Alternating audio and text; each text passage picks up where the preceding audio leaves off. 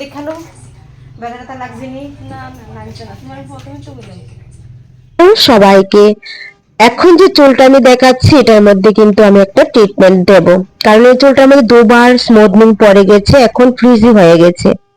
ওই চুলটা আমি হেয়ার ওয়াশ করে নিয়েছি, এখন করে নিচ্ছি হেয়ার ড্রাই।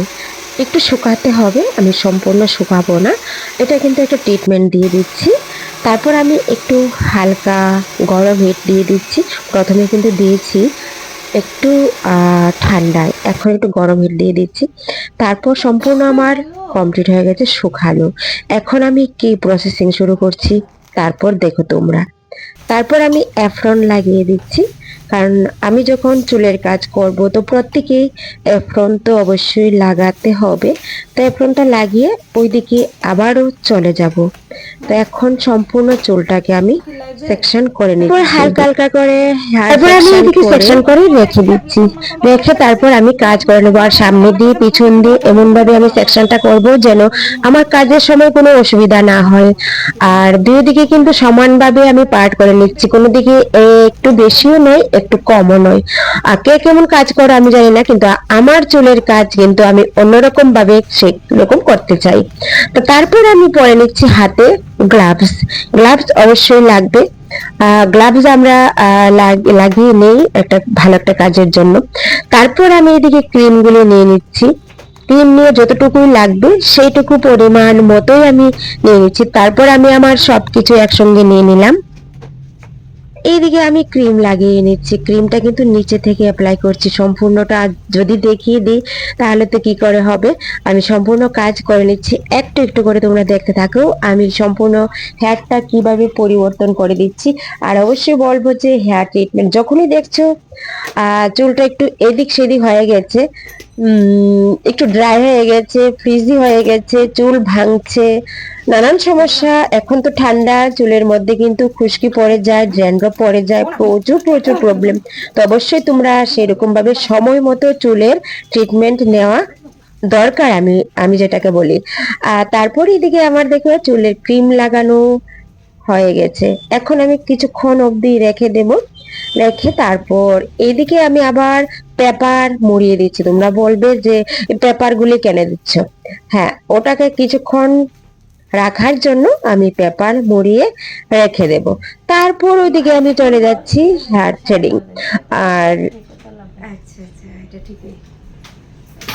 যেদিন টাইম কম সকালে তো 10টার লগে বাইরে গেল, তাহলে গাছ টাইম গাছ তো বন্ধ আছে চাকরি গাছ তো বাড়িতে গেছে না, তাই দেখে দিতে ভাবতেছে আর টাইম তুই যাবো যদি বন্ধ পাইতে না তুমি আর একটু পুরো পিছনে এই যে বাস তাহলে সুন্দর হইব। তারপর আমি শুরু করে দিয়েছি থ্রেডিং করা।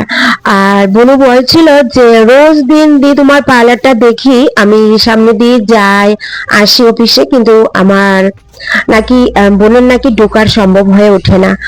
হয়তো 9:30 বেজে যায়, আমি 9:30 অবধি থাকি, তোমরা আমার ভিডিওতে দেখতে থাকো, অনেকদিন অনেক অবধিও থাকি, ফোন করে তোমরা আসতে পারো। তো যদি তো আসতে পারে না বলে আজ ঢুকিয়ে গেল। তারপর আমি ধীরে ধীরে থ্রেডিংটা করে দিচ্ছি, আর থ্রেডিং এর শেপটা কিন্তু বেশ ভালো ছিল। আর ফেসটা এত একটু সেন্সিটিভ ছিল, থ্রেডিং করাটা আমার পক্ষে অনেকটাই কষ্ট হয়ে গেছে। আর আমি যে থ্রেডিং করছি মনে করছি আমার স্কিন, তো এমন ভাবে ও মানে খুব ভালো লেগেছে আমার থ্রেডিং করাতে। ঠিক আছে নি, একদম শেপটা খুব সুন্দর আছে। আমি তো ডরে কোনখানে করি না, যার ভয় নাই, নষ্ট করে সব জিনিসই দেখো খুব আস্তে ধীরে যত্ন করে করতে লাগে, সেটা আমার ভাবতে লাগবে, সেটা যদি আমার নিজের না ভাবি তাহলে হইতো না। আমি চুলের কাজ করার দিকে অনেকক্ষণ বসে রেখেছি, আর এদিকে আমি তাদেরকে সময় দিয়ে দিয়েছি, তাদেরকে থ্রেডিং করে দিয়েছি, আর হেয়ার কাটিং করে দিয়েছি, ফেসিয়াল করে দিয়েছি, অনেক কিছু হয়ে গেছে। তারপর আমি চলে যাচ্ছি আবার দির চুলের কাছে। তো চুলটা কেমন হয়েছে কেমন যাচ্ছে সেটা আমি দেখে নেব। তারপর বলেছে চিরুনি দেওয়ার জন্য, দিয়ে দিলাম। চিরুনি দেওয়া মাথাটা একটু আঁচড়িয়ে নেবে। তো সবাইকে অনেক অনেক ভালোবাসা আমার ব্লগ থেকে। তারপর আমি চলে গিয়েছি আবার চুলের কাজে। তো এখন আমি লাস্ট যে কাজটা করছি ওটা দেখো, ওটা কিন্তু ধীরে ধীরে ট্রিটমেন্ট করা হচ্ছে। এদিকে দেখবে চুল থেকে কিন্তু প্রচুর পরিমাণে ধোঁয়া বের হচ্ছে। তোমরা বলবে চুল কি পুড়ে নিচ্ছ? না, আমি চুলটাকে পুড়ছি না, এটা একটা ট্রিটমেন্ট। আমরা যখন এই বুটক্স বা নেনো যে কোনো ট্রিটমেন্ট করতে যাই, এরকম ভাবে ধোঁয়া একটা ভেড়া হয়। তারপর দেখো, তারপর আমার পুরো চুল একদম যতটুকু কাজ করা ছিল কাজ করা কমপ্লিট। আর চুলটা দেখো পুরোটা ঝাড়ুর মতো হয়ে গেছে, যেটাকে বলে সজারু না দিদি, সজারুর কাটার মতন। এই যে সজারুর কাটা কাটা কাটা, এই যে এই দেখো সজারুর কাটার মতো হয়ে গেছে। এই চলো এটাকে আবার কি করি দেখাচ্ছি। তারপর কেমন লাগছে এই চুলটা। তারপর দেখো আমার চুলের কাজ মোটামুটি সম্পূর্ণ কমপ্লিট হয়ে গেছে। চুলটা একদম চকচক হয়ে গেছে, খুব ঝলঝল করছে, শাইন করছে। তোমাদের কাছে কেমন লাগছে প্রত্যেকের কমেন্ট কিন্তু আমি চাই, প্রত্যেক কিন্তু একটা করে কমেন্ট করবে। এই ছিল আজকে হেয়ার বুটক্স ট্রিটমেন্ট।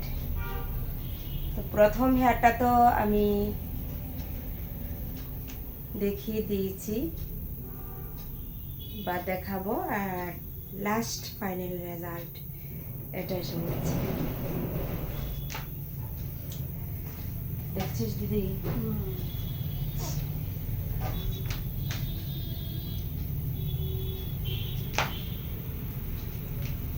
কেমন লাগছে? চুলটা ধরতে আলাদা সফট এসে পড়েছে না? এই দেখো, খুশি নি দিদি? দেখ চুলটা ভালো লেগেছে? দারুন দারুন। তোমরাও যদি এরকম করতে চাও চলে আসো Glamour world, Glamour look beauty parlour চলে এসো তাড়াতাড়ি। সুনিপুণ এবং সুনিপুণ হাতের কাজ। থ্যাংক ইউ দিদিকে এত সুন্দর কথা বলার জন্য। রিঙ্কুর কাজ মানে স্পেশাল কিছু থাকবেই। ঠিক আছে, দুর্দান্ত, ধন্যবাদ। তুমি খুশি তো? একদম ফাইন। দেখো চুলটা একদম বুটক্স হোম কেয়ার যদি ঠিক থাকে সবকিছু ঠিক। এদিকে কিন্তু আমার চুলের কাজ সম্পূর্ণ কমপ্লিট হয়ে গেছে। তোমরা সবাই কিন্তু একটা হলো কমেন্ট করবে আর চলে এসো তাড়াতাড়ি গ্ল্যামার লুক বিউটি পার্লারে। দেরি না করে দেখা হবে আবার তোমাদের সঙ্গে।